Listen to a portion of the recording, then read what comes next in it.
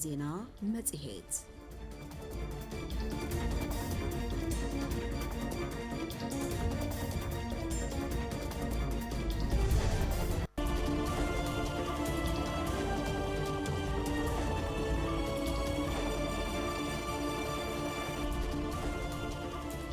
سلام تعنا هبلنا كبرات سمعتنا زي 104.4 راديو FM عليو زينا مزيت حلم الله زينا مزيتنا حزرتن زرزراتن زيناتات وشتعدن وطن زينا بيزنسن كمون حزرتن زرزراتن صفصفات سبورت وشتعدن وطن كاتيتلو مس زيناتات مزيت 104.4 راديو FM على حبرناكم نصنح كيدان صقاي ميري دموس بمداي تكنيك دما غاشاو تفرا بحدلنا فلما قندقندي ارئست زيناتات كنقدم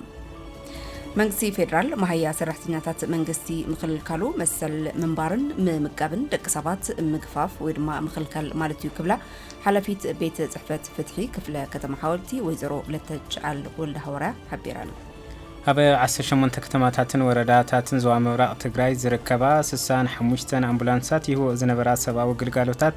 ካብ ዝሐለፈ ወርሕ ለካቲት ጀሚሩ ሙሉእ ጠጠው ከም ዘበላ ተገሊጹ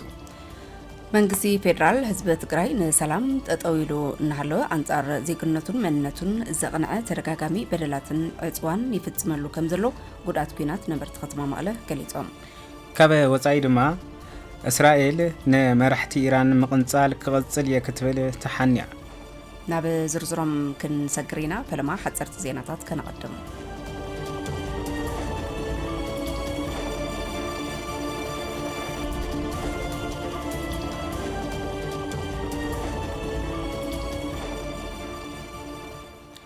ናብቲ ፈላማይ ዝኾነ ዜናን አንተን ሰግር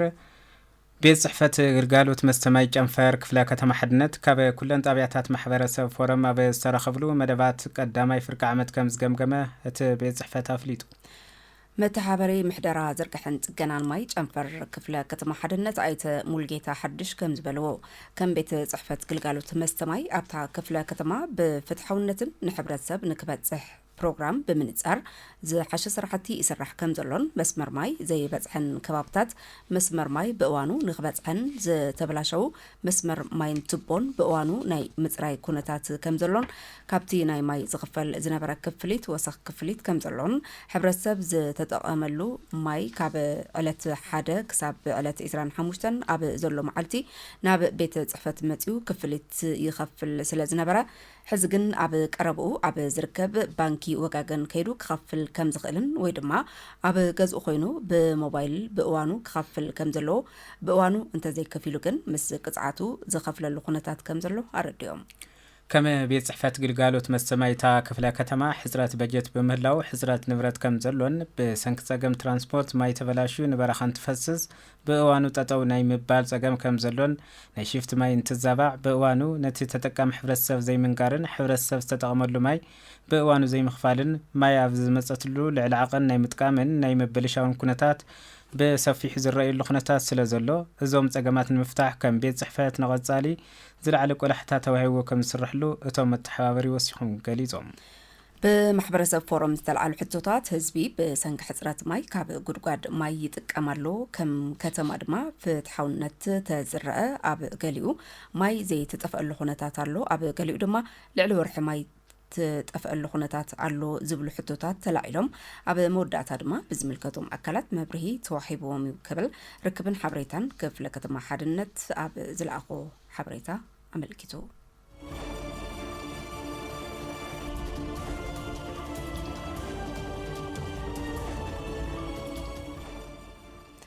መንግስቲ ፌደራል ህዝብ ትግራይ ንሰላም ጠጠው ኢሉ እናሃለወ አንጻር ዜግነቱን መንነቱን ዘቕንዐ ተደጋጋሚ በደላትን ዕጽዋን ይፍጽመሉ ከም ዘሎ ጉዳት ኩናት ነበርቲ ከተማ መቀለ ገሊጾም መንግስቲ ፌደራል ዝፍጽሞ ዘሎ ተደጋጋሚ በደልን ዕጽዋን ህዝብ ትግራይ በሓድነት ክምክቶ ከም ዝግባእ እቶም ነባራት ጉዳት ኩናት ተጋደልቲ ተዛሪቦም ሕርያ ህዝቢ ትግራይ ሰላም ይዝበሉ እቶም ተጋደልቲ መንግስቲ ፌደራል ኣብ ፕሪቶሪያ ዝፈጸሙ ውዕል ሰላም ተግባራዊ ብምግባር ተመዛበልትን ላዕላዊ መሬት ትግራይን ናብ ንቡር ክመልስ እናተገበአ ነዚ ዝጣረሩ ተግባራት ቀፂሉሉ ኣሎ ኢሎም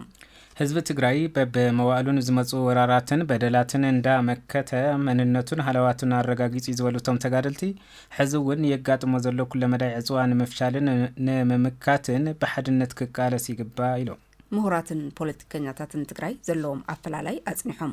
ንህዝቢ ትግራይ ከሳገርዎ ይግባእ ክብሉ ድማ እቶም ተጋደልቲ ወሲኾም ፀዊዖም ክብል ቴሌቪዥን ትግራይ ጸብጢቡ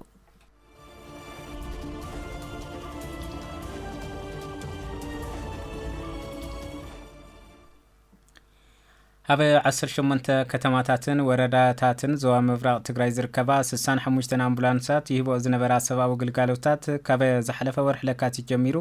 ሙሉእ ንሙሉእ ጠጠው ከም ዘበላ ተገሊጹ ነብሰ ጡር ኣዴታትን ጸገም ጥዕና ዘለዎም ወገናትን ኣገልግሎት ኣምቡላንስ ምርካብ ዓለም ለኻዊ ዝተደንገገ መሰል እኳ እንተኾነ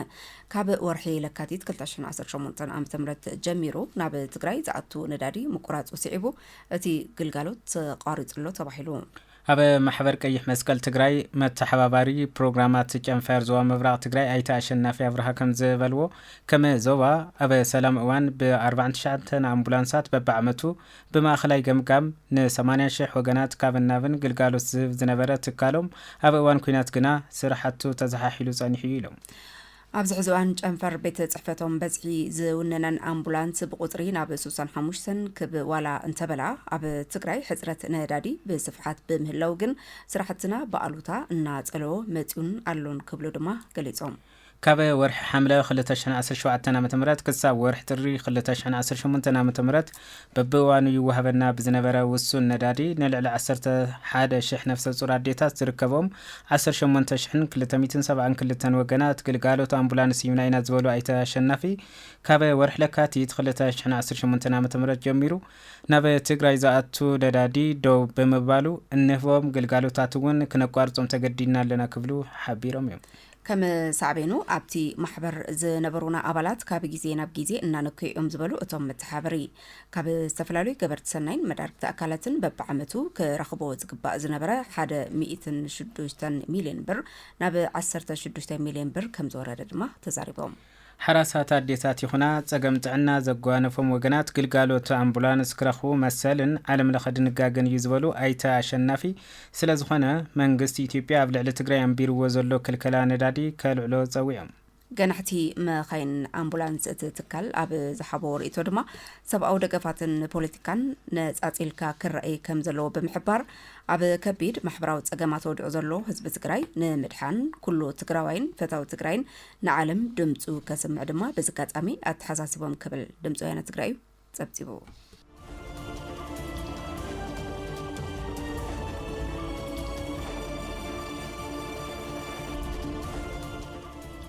እዚ 104.4 ሬድዮ ኤፍኤም መቐለ እዩ ዜና መጽሔት እናቐጸለ እዩ ዝርከብ ኣብ ማሕበራዊ ሚድያ ዝውዛዕ ዘሎ ብዕራይ ወለደ ዝኾነ ወረ ማሕበረሰብ እታ ከተማ ንምርዓድን ተረጋጊዑ ስርሑ ንከይሰርሕን ዝዓለመ ምዃኑ ፈሊጡ ሕብረተሰብ ክረጋግዓሉ ክብል ቤት ጽሕፈት ምልሻ ከተማ ዓዲግራት ኣፍሊጡ ሓላፊ ቤት ጽሕፈት ምልሻ እታ ከተማ ሓለቓሸሕ ፍሳ ገብረ ስላሴ ከም ዝበልዎ ዋና ዓላማት ቤት ጽሕፈት ሕብረተሰብ ካብ ስጋት ነጻ ኮይኑ ብሰላም ወፂኡ ብሰላም ከኣቱ ስለ ዝኾነ ኣብ ሕድሕድ ቀበሌ በብቐጠኑ ካብ ኣካላት ጸጥታን ማሕበረሰብን ብሓባር ብምውዳብ ምሸት ናይ ስጋት ቦታታት ተባሂሎም ኣብ ዝተፈላለዩ ከባቢታት እናዘሩ ጸጥታ ክሕሉ ይግበር እዩ ካብዚ ዝሓለፈ ግና ኣብታ ከተማ ዝኾነ ሓድሽ ነገር የለን ዝተገፈፈ መንእሰይ የለን ውላደይ ሓወይ ዓርከይ ወይ ጎረቤተይ ኣሎ ዝብል እንተልዩ ብጭቡጥ ከቕርብ ይኽእል እዩ ክብሉ ገሊጾም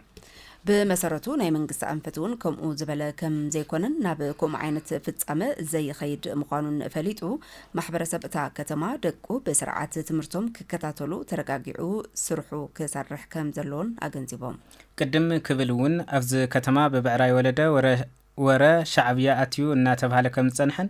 እዚ ጻዕዳ ሓሶት ምዃኑ ብተግባር ተራእዩ እናሃለወ ሕዚ እውን ተወሳኺ ሓሶትን ምድንጋርን ይፈጥሩ ኣለዉ ነዚ ቅሉዕ ሓሶት ማሕበረሰብ እታ ከተማ ተረዲኡ ኩሉ ጠጠው ከብሎን ከቃልዑን ተላብዮም بتوسقي اتم اب كمزي بعراي ولدا اجندا ان فطرو منئسي ترغاغيو اب عدو كينبر اغرو ناب زمرحو كخيدن بيتسب ناب زخفت اقم كاتو زغبرو زلو والكسبات منغسي ناب تحتاتنت كسكروم كقل الو قبلو اتم حلافي تزاربهم مناسين نبرتن محبرسبتا كتما بوغنم اتي ورا حسوت مخانون استغفف زخونه يخون منسي كم زيلن زحبرو انتخونو حزبن منسين تግራይ ابي لعل حزبن مريتن تግራይ زبصح زلو كبير بهراو حدغا بفلاي تمزابلتي نا مربتهم كملسو وغاتنا كحوين اغر كتخلون كل عينت عزوان شرحن ملكع كحز عقم زفقدلو تግራይ ببعقمون زملسو حتو كملس با تحساسوا امينو كقالس زلو ወንበር ተገዲዱ ዝኸደ زملسو حتو ይኹን ዘረጋግጹ ዓወት የለን ክብሉ ሪቶም ገሊጾም ክብል ጉዳያት ኮሙኒኬሽን ከተማ ዓድግራት ሓቢሩ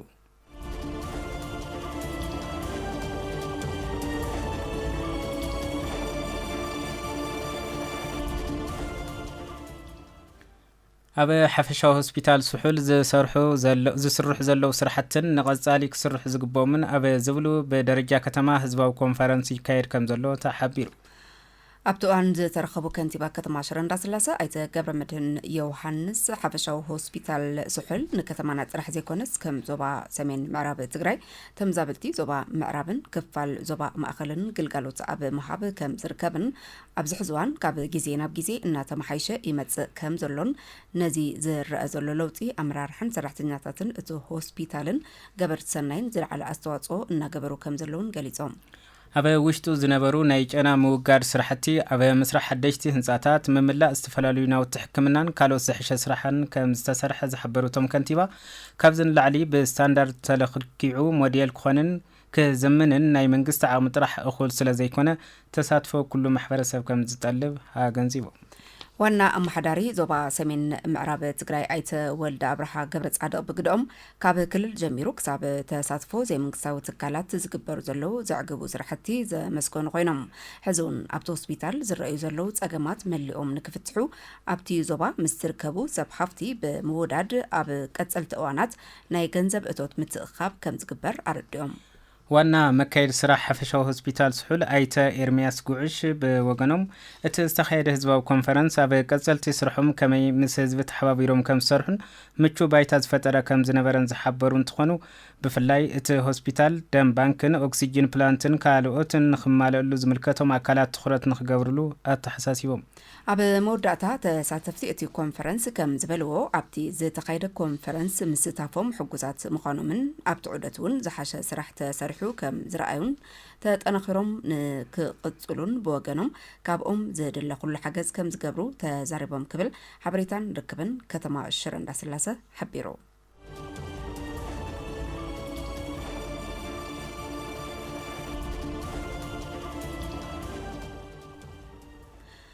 أوردا تحتاي أدابو بروجكت قرب توريست سماي عدي أثر بصحيوي حيلي مالتون سولار ناب قلقالوت كم زبطحة تقليتو محبراوي رادية تقراي بحجز فند هزانات حبرات منقستات يونيسيف إثيوبيا أبا وردا تحتاي أدابو زهانوتو بروجكت قرب توريست سماي عدي أثر بصحيوي حيلي سولار سيستم ناب قلقالوت كم زبقة حبيرو له أتي كاب مارت ز ترخب حبريتا كم زملختو انت داخوينو بروجكت قرب صوري ز ستسماي عد أثر بحدش سولار بانلاتن بامبتاتن بأربعة نقطات ماي نلعلي كلتاش حن 350 كلتن سبات صوري ستسماي نمحاب تقايلو لو باتي بروجكت افتي كباب زركبات كالات عنا أبيات تمرتن ماخلات سلطنا حرستن كم زخنا افتي لعل مقات زلو كابي اتزلاغ فتح زت أمامن قرب صوري ستماي وحسنتك مخالو اون ات حبريتا ملاخيتو كم ألاما بفلاي أبزح زوان ندادن حيل إلكتريكن نوثقة أب زغدلو زلوان صحيو ساعات مالتون سولار كم أمراتي مفتحي قدامنت توحيبو كم زلو زي تقاسة محبرة ورد تقراي يونيسيف إثيوبيا نزقبرو دقف عبي مسكانا كم زقبقهم بمقلات بتوثقي نقولهم أب عوتنت اتي بروجكت زي تساتفو أكالات أمسكينو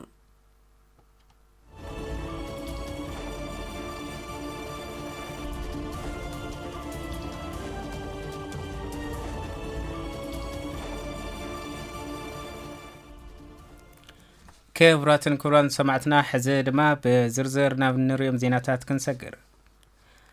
منغستي فيدرال مهيا سرحتنياتات منغستي مخلكالو مسال منبارن ممقابن دك سبات مقفاف وي مخلكال مالتيو كبلا حلافة بيت صحفات فتحي كفلا كتما حولتي ويزورلت تشال والدا هوريا حبيرن بتوسقون كم تجارو أب حدا بمثال زلونا تجمعات كنفتحن مثلنا كنرجعتن يقبايلن بينام حيلاي توسق زرزر زينا السناديلو መንግስት የስተሃው መምርሕን ደንብን ተቀቢሉ አበ መስራሕ ዝርከብ ሰራሕተኛ መንግስት ትግራይ ሰራሕሉን ዝደኸመሉን ማህያ ተኸልኪሉ መሰል መንባርን ምምጋውን ይምንጠላሎ ዝበላን ሐላፊት ቤት ጽሕፈት ፈትሒ ክፍለ ከተማ ሓወልቲ ወይዘሮ ለተንቸል ወልደ ሃውርያ ባጀት ነዳድን ተዓጽዩ ኣብ ልዕሊ ህዝቢ ትግራይ ማሕበራዊ ቅልውላው ብምፍጣር ብፍላይ ድማ ኣብ ደቂ ኣንስትዮን ሕዱር ሕማም ዘለዎም ወገናትን ከቢድ ጽዕንቶ ይሕድር ስለ ዘሎ መንግስት ፌደራል መንግስታዊ ግቡእን ሰብኣዊ ሓላፍነቱን ክፍጽም ኣለዎ ኢለን ኣብ ርእሲ ትግራይ ዝፍጽም ዘሎ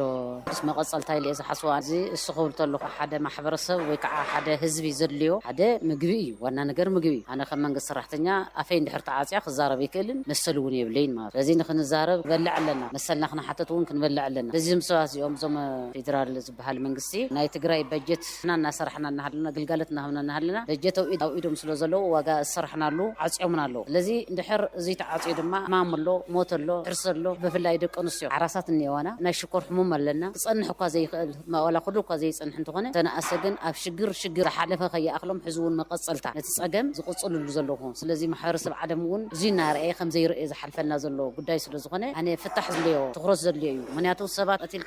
قتلك ترخوا ربح زركب سب محيا وسب سو أو نجر بمها زي خلك كعي زخ عصوا أو فطر تفطروا زرخوا بس فطروا بسبب دليل زي خنس نايم مجابن نايم حكامن نايم نبارن سو أو فطوري سو أو هوفتو جفت بقى سو أو هوفتو سلزقنا بحق درجة بعلم درجة زوج حقنا هاللي تحصل له بحالتي أنا. وزارة التنشل وسخن كم تجارو قدم خلوا حدنتنا بمتن خار تاريخه ومنتنا خن الرجاجس إن لا جزءنا خن من لسني قبام سوالم. بمنجست فدرال زقارو زلوا تقبلنا زيول لهم خنياتاتن جوجيات والسنتاتن تقريمهم جزءها مريتنا خن من لسلنا يجبا خبلا جليس. خم تجارو نجورز جبأنا مجمرة حدنتنا خن تاريخنا لنا حدنتنا أنا خيرنا جزءها وحدنتنا من لسلنا. إحنا خموتي وصلنا صحز. كين لازم وصلوا شديش عمت تجارون أموتي زلوا. تسترفع أف مت زلوا خن دحين دحركوينا حدنتنا خن من لسلنا تجارو منتنا خن الرجاجس أدنى منتنا تزير الرجاجس أنا جن لذي تجروايز بهال سميلة لذي حزق برزلو سئل كاناي صوتها حنساب فدرشين وسيدو حنساب قليو حنساب قصيص نازل العشاوي مثلالي فدرشين زهيست فدرشين زعبي قطرقام أنا قصيص وردا بكالي قصيص زركو النجريل بتحتي جميرو نتود أزمة حقي أبو ود أتاناي نحق ترقم موزلو نجري خد خدنا فدرال فدرشين أجدنا أزبال اللي يزلكانه نمتاي فدرشين تاي كم زجبر سلاز فلت معبد فدرشين نحق ترقم يزهم فدرشين وصلنا ناي مودعتاي زوم سبات زيوم زاتوا حدنتنا منطيلهم نالو زاتوا حدنتنا خمنطلو تخونه لبي يغورو يملسنا ولبم انت زي لكن مننته زي خبر تغراواي كبحال سلا زي خيل زاتوا حدنته زي خبر تغراواي كبحال سلا زي خيل ابيك خنبر تغراواي اللي ولا سمون تتزارب تغرنيا تتزارب ابي ونكم زنبر سلا زي فلت ازي زاتوا حدنتنا بحقن كملسنا لو سراحتنيات بيت عياد خونه اي تحقس جبر ميكائيل بوغنو منግስት ፌደራል ቅድም ኢሉ ወንጀኖሳይድን ፍጻም ዝተፈላልይ ግፋታትና ፈጸመ መጽዩ حزون تخوننا تمقصلتها باجت ندادن بمعصاو حزبي بطميتن حمامن نمصنات እናሰርሐ ይርከብ ስለዚ ኾነ ድማ ከምቲ ታሪኻዊ ጅግንነትና ሓድነትና ኣስጢምና ጽገማትና ክንክን ብድህ ይግበአና ኢሎም ፌደራል እንታይ ወል ሓድሽ ነገር የብሉም ግድም ኮ እዩ ጀኖሳይድን ኮ ፈጺምና ኮ እዩ ሓድሽ ነገር ገርና ወስከን ሪኤብልና ወጥሚና ቀደም ብድሮንም ብኻልእን ካብ ዓረባ ካብ ኤምሬትን ካብ ካል እንዳምፀ አቀጥቅቲና ግን ሳላ ከም እምናዓር ሳላ ጥንኩር ስለዝኾነ ህዝቢ ጠንኪሩ ግን ያው ናብ ፕሪቶሪያ ንኽፍርም ተገይሪ ማለት እዚ ግን بحيال قلسي بحيال مسوات استرخاو امبرسي كايكونا ግን እዚ ወናቱ መቀጸልታ በኮይና ከም ዘይስዕር መሰረጋገጸ ግን በኢኮኖሚ በቃ በቆሎላው ገሩ በቃ ተዘይብልዕ ኸያ በቃ ተዘን ጻር ክላ ዓሊ ብዝብል ስልቲ ዝልዓ ዘሎ ግን ሕዝብ ብጣዕሚ ያው ሽግር ኣሎ ብዙሓት ኣሎ ዋላ ይነግሮ ንዛራሩ ብዙሓት ኣሎ ስራሕቲ መንግስቲ ፕራይቬት ይኹን ደሞዝ ዳርጋ ናይ ሓደ ወርሕ ክልተ ወርሕ ዘይተኸፈሎም መኻስ ብጣዕሚ ከቢድ በቃ ካብ ኢና ኣፍ እንዳነበረስ መኻኣተን ዘይረብሓ ደሞዝ ንሽተይ ደቆምን ዓርሰሙን ከይዕንቁሉ ግን በቃ ፀገም ኣሎ ብጣዕሚ ሕዘን እዩ ሰራሕተኛታት ጥሙርጥዕና ክፍለ ከተማ ቀዳማይ ወያነ ጣብያ ዘስላሰ ኣብ ዙርያ ምክልኻልን ምቁጻርን HIV ኤድስን ካልኦት ብጾታዊ ርክብ ኣብ ዝመሓላለፉ ሕማማትን ትኹረት ገይረን ይሰርሓ ከም ዘለዋ ገሊፀን ብፍላይ ኣብታ ጣብያ ዝርከባ ብርክት ዝበላ ፋይቶት ንተቐላዕነት HIV ኤድስ ቀረባ ብምዃንን በብእዋኑ ምርመራን ክገብራን መከላኸሊ መድሓኒት ድማ ንኽወስዳን እናተገብረ እዩ ዝበላ መተሓባበሪት ጥሙር ጥዕናት ጣብያ ሲስተር ሰላም በርሀ ንምክልኻልን ንምቁፅፃርን እቲ ሕማም ድማ ኩሉ እጃሙ ከበርክት ሓቢረን ኣለዋ። ኪሮስ ሓዱሽ ተወሳኺ ኣለዋ። كما حبريتا بيرو تعنا تግራይ ኣብ ትግራይ ዝርግሐ HIV ኤድስ 300 ከመ ዝበጽሐ ዝሓበረ ኮይኑ ብፍላይ ኣብ ፋይቶት ድማ እቲ ቢሮ ብዘካየዶ መጽናዕቲ መሰረት 8.5 ከመ ዝኾነ ሓበረ መጽዩ በዚ መሰረት ነዝለበዳ ንምክልኻልን ንምቕናስን ከም ሰብ ሞያ ጥሙር ጥዕና ክፍለ ከተማ ቀዳማይ ወያነ ጣብያ ዘስላሰ እናተሰርሕሉ ከም ዝኾነ ዝገለጸ ኮይነን ይኾነ ደኣምበር ኣብ ሕብረተሰብ ዘሎ ሸለልተኝነት ግን ኣስጋ እዩ ብምባል ገሊጸን እዚ ቀታሊ ሕማም ምዃኑ كالي إحمام بر ويكتخالي HIV إيدس سيقتل مخانو يدارجا تأمينه لنيرو أمانة أسي ولا فتح حرتسه أفتو أنا سرح لوزرياون مالتيو سلازي HIV قتالي إحمام مخانو تعمي حدا جني إحمام مخانوس ترسعيني مسارتي بحال تمرض عناية صراحة تقول جمر حدق بقاطعلنا تقاطعلنا قرسي ولي بروجرام تتحيزوا وزي سومن زي صراحة قاطع خاندقنا الخون نقر كم تستلو جمر حدق سلا الخون أيو تتصل وافت صراحة أحد يرووني ما تصفى مورات نيرو يفتح خباي ኣብ ክፍለ ከተማ ቀዳማይ ወያነ ጣብያ ዘስላሰ ዝርከባ ፋይቶት ብሰንኪ ስራሕ ኣልቦነት ካልኦት ቁጠባ በጸገማትን ኣብቲ ስራሕ ዝዋፈራ ፋይቶታት እናተባረኸታ ይመጻ ከም ዘለዋ ዝገለጻተን ሰብ ሞያ ጥሙር ጥዕና ነዚ ንምዕጋትን ብዋናነት ድማ እቲ ለበዳ ንምቕናስ ዝዓለመ ምስተን ፋይቶታት ብምውዳድ ናይ ምክልኻል ስራሕቲ ስራሕ ከም ዘሎ ገሊጸን HIV خندينا حماق نجار مخانو أمهرنس كفتو صراحة سخوص على نزغلان مناسي تمل ميلان سلطنا أو بستفر عليه ختمات سلطنا توهون أو أفتر درجة نسوزل من إسي أفتر درجة نسوزل حرة السب تمر ميرو كم بحدش مالتيو HIV استأي توهيلو كذت يقولوا بقى تمر ميرو عرسخ فلت مقبر صبوا صراحتي صراحة لجماري تاعت اليوم مالتيو كان هتعاون طالعت أو دامست خالي بتاعت قاطرن نتن لباس للخنا توم مسرحتن أبني خان كمر مراكت يوم خلخ حزنا صراحة ساعتيو هذا أي متشين ناقل لاولو ساعتن كودليت هالين سوتات أجمع خانة كنا خالقونا وعلى خاتشجر مالت تحنت يقول نسيتي تلو وات أجمع كتنا نقرأ كتلا إسخا فاينانشال عقم بليم هاللخا كده حك زالي مخالون وعنك فات خانة كايو ለበዳ HIV ኤድስ ኣብዚ ሕዚ እዋን ህይወት ብርክት ዝበሉ ወገናት ዘመሰዓቐለን ከም ህዝቢ እውን ሓደጋ እናኾነ ይመጽእ ከም ዘሎ ዝገለጻተን ሰብ ሞያ ነዚ ንምዕጋትን ጥዕንኡ ዝተሓለወ ሕብረተሰብ ንምህናፅን ዝዓለመ ስራሕቲ ይስራሕ ከም ዘሎ ዝገለጻ እንትትኾና ብፍላይ ኣብ ደመን HIV ኤድስ ኣብ ዝተረኸበን ወገናት መድሓኒት ጸረ HIV ኤድስ ንምጅማር ግን ጸገም የጋጥም ከም ዘሎ ገሊጸን من حنيت كجمرة مقباريو من مخانا أبي بوتا تواهيلون ببانات فلت مالتيو من يا HIV زلوا بقاتن سل حزنين من كندي حيزا كندي مهيرا كندي مرميرا كندي بوزيتيف ترخي والأزبل نقر سل زلوا مالتي من حنيتون أبدا من HIV ترخي ورون من حنيت المجمرون كبيديو يقليان الشيلن فقادنيا تتكوينن أمينة لأن لي جمرة قليان كأ أي نجمري يتقفع شو من كأيرا نفت مرمرا يمسعى ما عدت نقرات يزقاتم كوندم تتقومو بقى زرو زخون يخون خاب زخون خاب HIV ترحون كي خون زكالخل كبوزحنا استي إحمام السل زكالخل كوندم متقاميوت نحنا نقرأ تعيشهم متحبابريت تمر عنا طابيا زسلاسة سيستر سلام برها بقدا أبتا طابيا زركبا بركيت زبلا فايتوتات نتقال عنت HIV إيدس قربا بمخانن بب وانو زقبا مرمران كجبران مدحانيت صار HIV إيدس إن كوسدان إنها تجبر أي زبلا خوينن نمكل خالد مقصارن اتحمام دما كله حبرت سب إجامو كبركت حبيرن حبرت سب تعمل طابيا زسلاسة بتعني بزتصقم جزي HIV سفيهن يو إدم عندنا 10 تقلت زغنا من زعبة HIV من زي فلتا نفتيوت همزة أتيا كأو HIV مرميرنا تجريز ب HIV أمرميرنا كأو ناس أزغنا ناب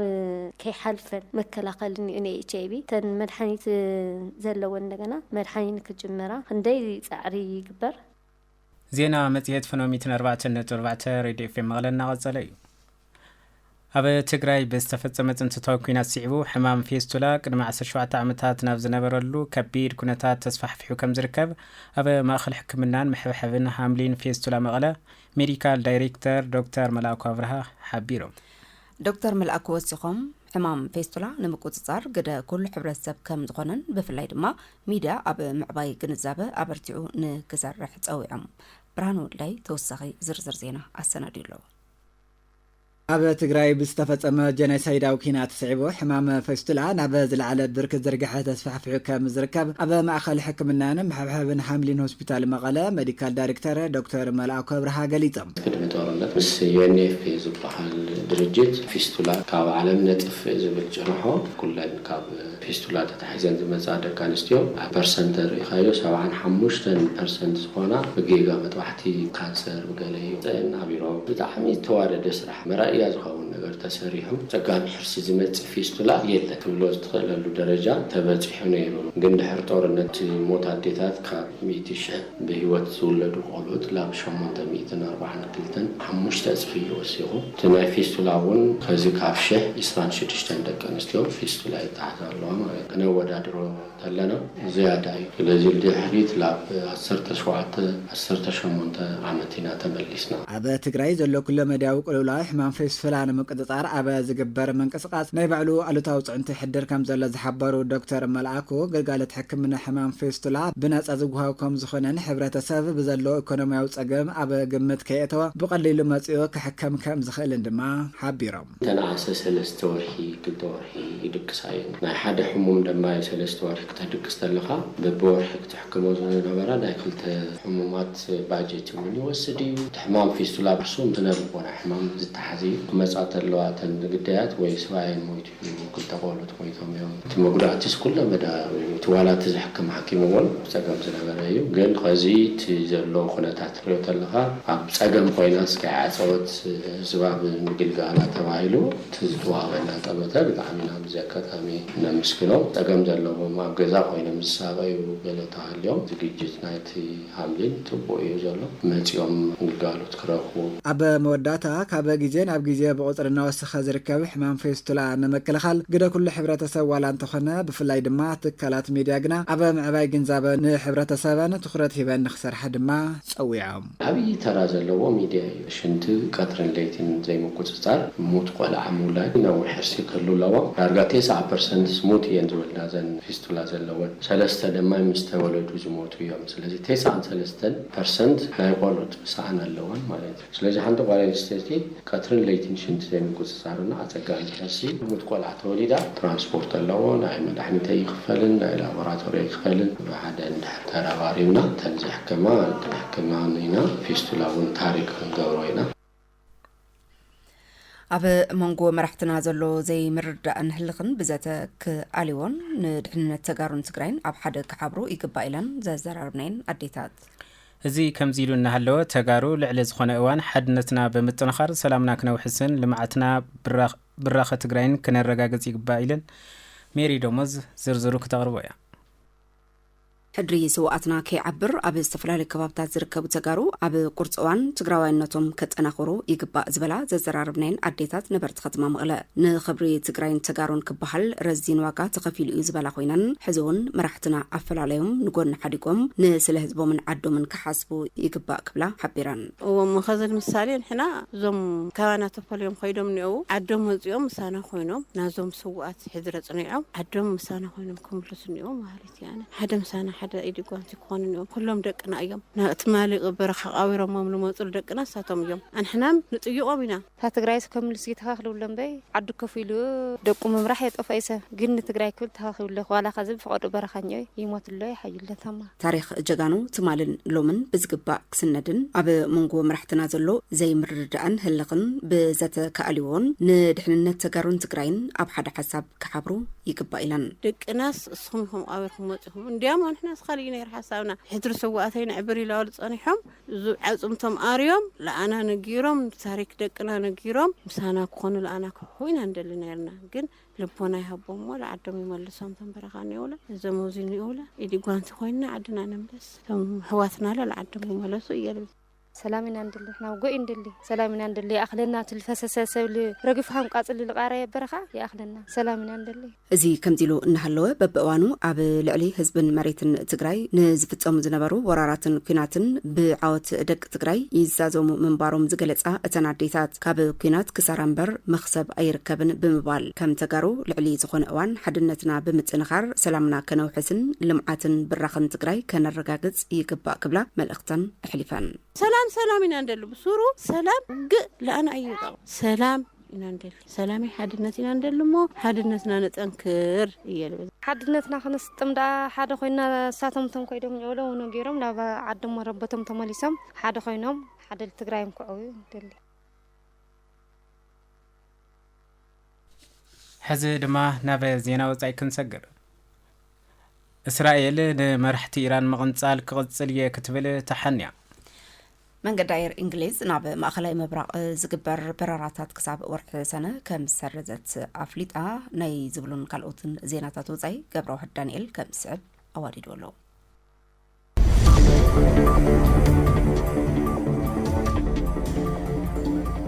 سلام تعنا هبلي كورات سمعتي زيناتات وصع حزلكم قريب لكم نختكاتلني بخبر عدم اسرائيل لمرحتي ايران مقنصال كقصليه كتبل تحنيا حيلتات اسرائيل لعلوي بعلى سلطان صصتان عزازي باساجين ولا مرزا سليمان ون كم استقتلوا غليصهم اللهم منستر مكلخال اسرائيل كاتز نمقتلتي حلافي صصتا ايران علي لاجرزي زملكته مغلص يبلو كاتز انن قدامي منستر نسراويت مكلخال اسرائيل مرحينت سرعه رعدن ጭቆናን ኢራን ሃድን كقصل ممرح هيبنا يلنا يبل كاتز ابت سرحيت استساتفو بايلتاتن حيل اير اسرائيلن سبسل ጣንን ስለያን ንኢደሎም ኢራን ላርጀኒን ከመስተቀተሉ አያረጋገጸትን አበ ነሐሴ 2025 በፕሬዝዳንት ማሹድ ፔጂሽያን ጸሐፊት ቤት ምክርን ወኪል ዓለዋይ መርሕ ኢራንን አያቶላህ አሊ ካሚኔን ኣብቲ ቤት ምክር ኮይኑ ተመዚዙ አበ ማዕኸናት ዜና ኢራን ወን አማኻሪት ዓለዋይ መርሕ ነበር ምዃኑ ክግለጽ እንከሎ ካበ ጉንበት 2008 ክሳበ ጉንበት 2020 ናይ 12 ዓመታት ወሃብ ቃል ባይቶ ኢራን ኮይኑ አገልግልዩ ላርጀኒ ወሃብ ቃል ቅድም ምዃኑ አበ መንጎ 2005 2007 ዋና ተደራደር ኒኩለር ኢራን ኮይኑ አገልግልዩ ሓውሳድግ ላርጀኒ ድማ አበ እስላማዊት ሪፐብሊክ ጽልዋ ዘለዎ ሰብ ይክብል ቢቢሲ ጸብጺቡ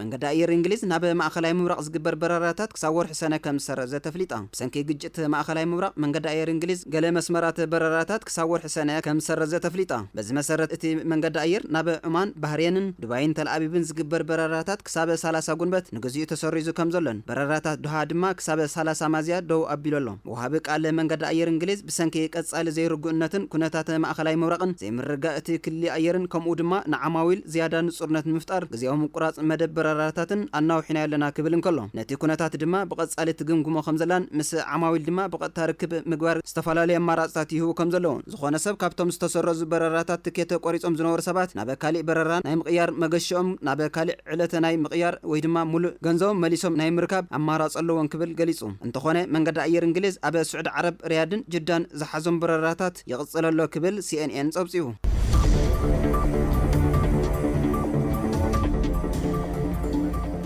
ኢራን በተደጋጋሚ ንዓረብ ኤሚሬት መጥቃዕቲ ትፍጽም ከም ዘላ ገሊጻ ኩናት ኢራን ካብ ዝጀመረት ሒዙ ኢራን ልዕሊ 1900 ሚሳይላት ሰብኣልዎ ነፈርትን ናብ ሕብራት ዓረብ ኤሚሬት ከም ዝወንጨፈ ተፍሊጣ ኢራን ንመሰረተ ልምዓት መጓዓዝያን ነዳድን ዓረብ ኤሚሬት ዕላማ ገይራ ከም ጸንሐትን ተማልሶኒ ኣብ ጥቓ ዓለም ለኸ መዕርፎ ነፈርቲ ዱባይ ምስ ሰብኣልዎ ነፋሪት ዝተኣሳስር ፍጻሜ ባራእ ሓዊ ድሕሪ ምውልዑ በረራታት ንግዚኡ ተቋሪጹ ውዒል እዩ ኣብቲ ዞባ ካብ ዝዓበዩ መኽዝናት ነዳዲ ሓደ ዝኾነ ፉጃይራ ኣብ ዝርከብ ስትራቴጂካዊ ኣገዳስነት ዘለዎ ወደብ ባራእ ሓዊ ኣጋጢሙ ከምኡውን ኣብ ልዕሊ ሓንቲ መኪና ዝተፈጸመ መጥቃዕቲ ሮኬት ኣብ ወሰን ርእሰ ከተማ ዓረብ ኤሚሬት አቡዳቢ ሓደ ፍልስጤማውያን ዜጋ ከም ዝሞተ ቤት ጽሕፈት እታ ከተማ ሓቢሩ ዓለም ለኸ መዕርፎ ነፈርቲ ዱባይ ኢራን ዕነን ምፍዳይ መጥቃዕቲ ካብ እትጅምረሉ ድሓር ተደጋጋሚ መጥቃዕትታት ከም ዝበጽሑን እዚ ድማ ዓብዪ ምድንጓያት ምዝባዕን ኣስዒበሎ ክብል ሮይተርስ ጸብጺቡ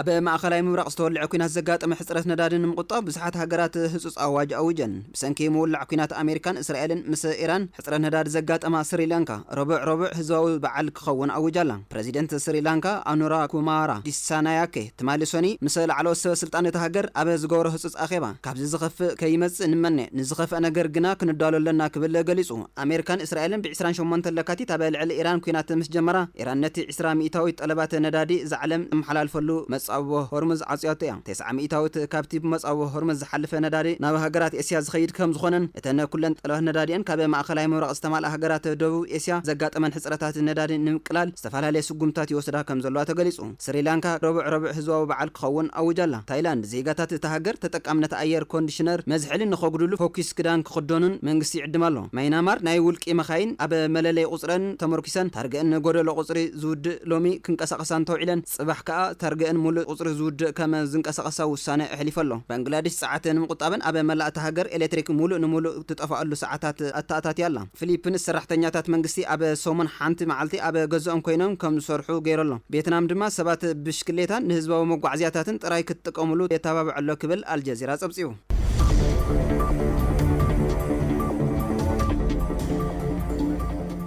ኢራን ሓድሽ ማዕበል ምሳይላት ናብ እስራኤል ትወንጭፍ ከም ዘላ ገሊጻ ሰራዊት መከላኸሊ እስራኤል ኢራን ተወሳኺ ምሳይላት ናብ እስራኤል ከም ዝወንጨፈትን ስርዓተ መከላኸሊ ንምዕጋት ይንቀሳቐሱ ከም ዘለውን ሓቢሩ ብኻልእ ወገን መንግስታዊ ቴሌቪዥን ኢራን ካብ ኢራን ናብቲ ዝተጎብጠ ግዛኣታት ገጹ ሓድሽ ማዕበል ምሳይላት ከም ዝተወንጨፈ ጸብጺባ ክብል ሮይተርስ ጸብጺቡ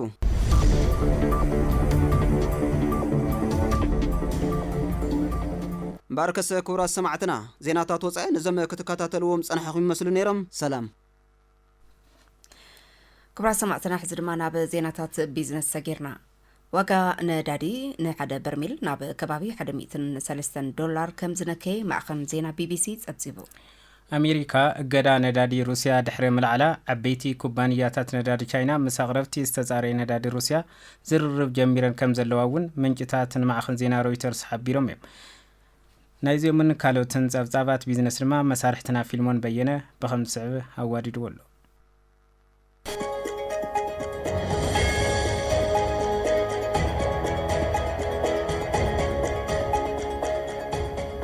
ሰላም ጥዕና ይህበለይ ክቡራት ሰማዕትና ካብ 104.4 ሬድዮ ኤፍኤም ማለ ናይ 8 መጋቢት 2018 ዓመተ ምህረት ጸብጻባት ቢዝነስ ሒዝናልኩም ቀሪብና ኣለና በዚ መሰረት በሓፂር ዜና ቢዝነስ እንትንፍልም ዋጋ ነዳዲ ሓደ በርሚል ናብ ከባቢ $103 ከም ዝነከየ ተገሊጹ በዚ ምንካይ ዋጋ ሚኒስትር ነዳዲ ኢራቅ ገለ መራኸብ ነዳዲ ብመጻዊ ሆርሙዝ ክሓልፋ ንምፍቃድ ምስ ኢራን ርክብ ድሕሪ ምግባሩ ዝመጸ ከም ዝኾነ መንግስታዊ ማዕኸን ዜና ኢራቅ ሓቢሩ ኣሜሪካ ነዳዲ እገዳ ሩስያ ድሕሪ ምልዓላ ዓበይቲ ኩባንያታት ነዳዲ ቻይና ምስ ኣቕረብቲ ዝተጻረየ ነዳዲ ሩስያ ዝርርብ ጀሚረን ከም ዘለዋውን ምንጭታት ንማዕኸን ዜና ሮይተርስ ሓቢሮም ኣሎም ኩናት ኢራን ካብ ዝጅምርን ወሳኒ መጻዊ ሆርሙዝ ካብ ዝዕጸን ድሓር ዋጋ ነዳዲ ኣዝዩ ወሲኹ ምንባሩ ዝዝከር እዩ ሓያሎ መራኽብ ነቲ መስመር ብዘይ ስግኣት ክጓዓዛ ከም ዝኽእላ ምስ ተገለጸ ግን ካብ ትማሊ ሶኒ ጀሚሩ ዋጋታት ነዳዲ ከም ዝነከየ ዝተገለጸ ኮይኑ 5 ሲሶ ቀረብ ነዳዲ ዓለም ድማ ብመጻዊ ሆርሙዝ ዝሓልፍ ክብል ማዕኸን ዜና ቢቢሲ ጸብጺቡ ኣሎ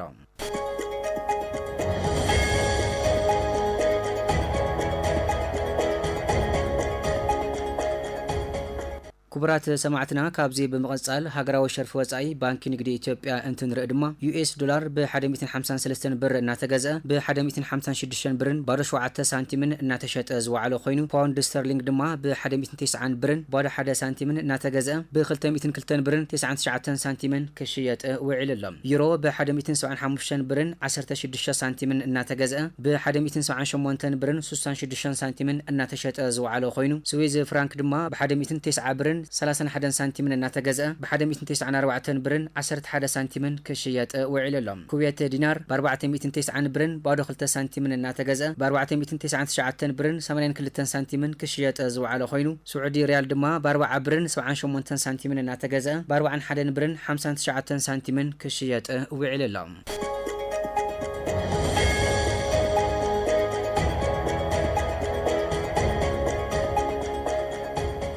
ክቡራት ሰማዕትና ካብዚ ብምቕጻል ዋጋ ዕዳጋ ወርቂ ክንርኢ ከለና ድማ 14 ካራት ወርቂ ደረጃ ጽፈቱ 47.46 ንግራም ብ14750 ብርን 38 ሳንቲምን 16 ካራት ወርቂ ደረጃ ጽፈቱ 60.38 ንግራም ብ16857 ብርን 58 ሳንቲምን 18 ካራት ወርቂ ደረጃ ጽፈቱ 71.81 ንግራም ብ18964 ብርን 78 ሳንቲምን 20 ካራት ወርቂ ደረጃ ጽፈቱ 82.8 ንግራም ብ21071 ብርን 98 ሳንቲምን 22 ካራት ወርቂ ደረጃ ጽፈቱ 91.39 ንግራም ብ23179 ብርን 17 ሳንቲምን 24 ካራት ወርቂ ደረጃ ጽፈቱ 99.96 ድማ ንግራም ብ25286 ብርን 37 ሳንቲምን ክሽየጡ ውዒሎም ኣለዉ ክቡራት ሰማዕትና ነዚ ዕለት ዝሓዝናዮም ጸብጸባት ቢዝነስ እዚኣቶም ይመስሉ ነይሮም ፊልሞን በየነ ሓቢረኩም ጸኒሐ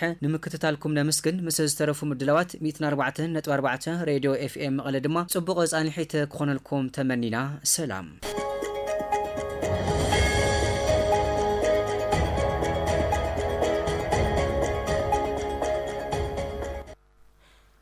أبا موداتا دما كبرات سمعتنا حزرتي صبصبات سبورت وش تعدن وطان مسارحتنا فيلمون كيدو بخمس عوكا قربلنا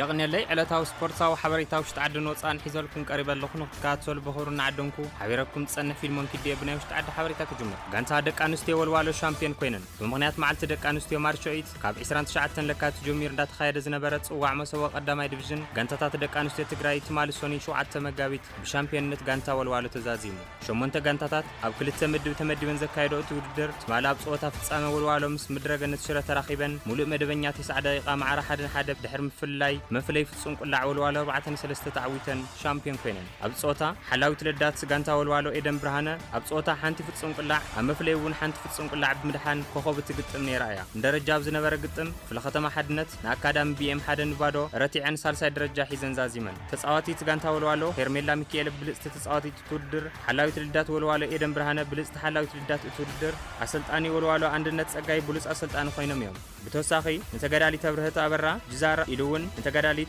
كيسا سايتا مارن نفسه كفن بر 25 شح كوميشن سبورت تግራይ وتو بركتلني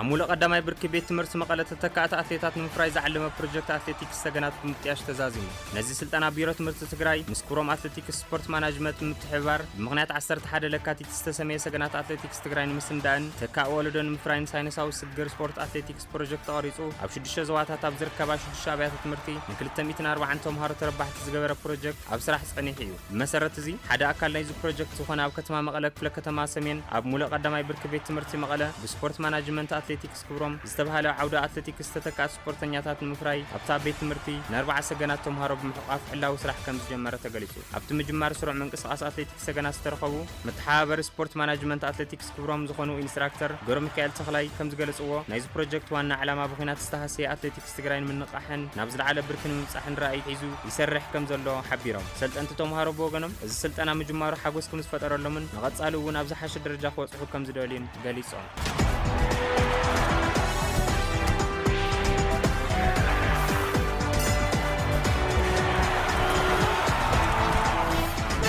نامناي وصا حبريتان تنسجر دما تثبيت كاب زغبرلهم صواتات چامبيونز ليج اوروبا سبورتينغ ليزبن مس بودو ግልሚት ምሸት ሰዓት 2:45 ክራኸዋ ከለዋ ኣብ ቀዳማ እግሪ ጾታን ድማ ቦዶ ግልሚት 3 ባዶ ታዕዊታ ኣምባራ ይዝከር ካሊ ሰዓት 5 ሳንፎርድ ብሪጅ ንፒኤስጂ ተንግድ ቸልሲ ኣብ ቀዳማ እግሪ ጾታን ጋንታ ፒኤስጂ 5-2 ታዕዊታ ኣምባራ ይዝከር ካሊ ሰዓት 5 ኤሚሬት ስታዲየም ተዕድም ጋንታ አርሴናል ምስ ሊቨርኩሰን ክትጻወት ያ ኣብ ዝሓለፈ ግጥመን ማዕረ ሓደ ተዛዚሙ ነይሩ ኣብ ካልኣይ እግሪ ጾታው ዲካም ሕላፍ ቻምፒየንስ ሊግ ሎሚ ሰዓት 5 ክብል ኣብ ኢታድ ስታዲየም ማንቸስተር ሲቲ ምስ ريال مدريد كراخويهم ابز قدم اغري اب سانتياغو بيرنابو بهاتريك فالفيردي كبير سعرس زغطم مانشستر سيتي لومي اب شخمي 3 جول حيزوم زغبر وصوتاي اب قدم اغري حد وسنت تصاوتهم كحازو عوت زمزغو ريال مدريد كم كيلان مبابي جود بيلينغهامن كاريراسن زامسول تصاوتهم كملوس يوم عمد كاو عمد ترغاغام زراخبو كلتيوم كلبات ابز عمد نسالساي غزي زراخو انتخون ريال مدريد موداتا غزينا مانشستر انتمره بعوت كم استملس يذكر تشيلسي 10 مليون باوند تقطيعه تشيلسي بزعبا زوور تصاوت تسملكت حق بريمير ليج متحسايا 10.75 مليون باوند تقطيعه زلا اتا كلب اب 2011 كساب 2018 بروسياوي بلينر رومان ابراموفيش فصيم وستهاله حقوق فليت بزبل كسي ناتمرمره كم تصنح سكاي سبورت حبيرو تشيلسي نوكلتن تصاوتن استفلالي ولقسباتن بزي حقاو منقد 47 مليون باوند كم زخفل سلتراغاغص اي قطعات وريد وازلو مسكوت مسغار كم بعل سامويل ايتو ويليان راميرس ديفيد لويز اندريان لرن نامينيا ماتشن زاموسل تصاوت تصقم كم زنبرو تغليص እዩ إيران صوتا وانچ عالم نا مكسيكو كغير حتيتا إيران أو أمريكا زكاير صوتات وانچ عالم نا مكسيكو كغير كم زحاتات يقلصلو مكسيكو زركو إمباس إيران وتم صوتات نا مكسيكو مسغار مس فيفا يزررو كم زلو حبيريو انت زي كوينو إيران هاغراوي غانتا نا أمريكا كم زي سدد بناي صوتا صفتات غليص الله نايزي مخنيات دما بريزيدانت أمريكا دونالد ترامب دحنت اتا غانتا وحسنت كهبا كم زي يخل مغلاصو إيران غليصا دونالد ترامب أو قروا اوان إيران اب تودر كتساتف غبا يمسلنن نيوتم حدغنيا كخون يخل يلو مكسيكو اغون ኣሜሪካን ካናዳን ኮይና ዋንጫ ዓለም ክትእንግድ ተዳልያ ኣላ ኢራን ብወገና ኣብ ሎስ አንጀለስን ሲያትልን ናይ ምድብ ጾታታት ከተካይድ መደብ ተታሒዙላ ነይሩ እዩ ባርከን ሎሙ ዝነበርና ሓጸርቲ ስፖርታዊ ሓበሬታ እዚኦም መስሉ ስለምትካልኩም ካልብ ብነመስግን ሰላም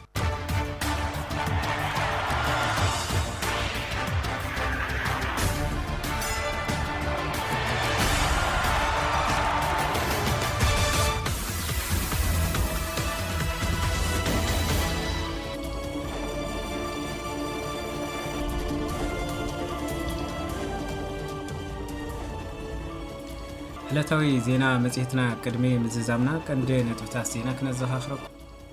መንግስት ፌደራል መሃያ ሰራሕተኛታት መንግስቲ ምክልካሉ መሰል መንባርን ምምጋብን ደቂ ሰባት ምግፋፍ ወይ ድማ ምክልካል ማለት እዩ ክብላ ሓላፊት ቤት ጽሕፈት ፍትሒ ክፍለ ከተማ ሓወልቲ ወይዘሮ ለተቻል ወልዳህወርያ ሓቢራል ኣብ 18 ከተማታትን ወረዳታትን ዞባ ምብራቕ ትግራይ ዝርከባ 65 ኣምቡላንሳት ይህቦ ዝነበራ ሰብኣዊ ግልጋሎታት ካብ ዝሓለፈ ወርሒ ለካቲት ጀሚሩ ሙሉእ ንሙሉእ ጠጠው ከም ዘበላ ተገሊጹ መንግስቲ ፌደራል ህዝቢ ትግራይ ንሰላም ጠጠው ኢሉ እናሃለወ አንጻር ዘይግነቱን መንነቱን ዘቕንዐ ተደጋጋሚ በደላትን ዕፅዋን ይፍጽመሉ ከም ዘሎ ጉድኣት ኩናት ነበርቲ ከተማ መቐለ ገሊጾም እስራኤል ንመራሕቲ ኢራን መቕንጻል ክቕጽል የክትብል ተሓንያ ናይ ዝብሉን ካልኦትን ዜናታት ናባኹም ናብጽሕና ሜሪ ዶሞዝ ኪዳነ ጸጋይ ጋሻው ተፈራሕ ቢርናኩም ጸኒሕና ምስ ዝተረፉ ምድላዋት ፈኖሚትን 4.4 ሬዲዮ ኤፍኤም መቐለ ሰናይ ግዜ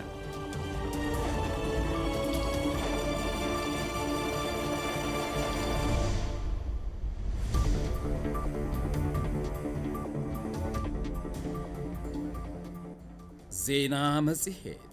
ዜና መጽሔት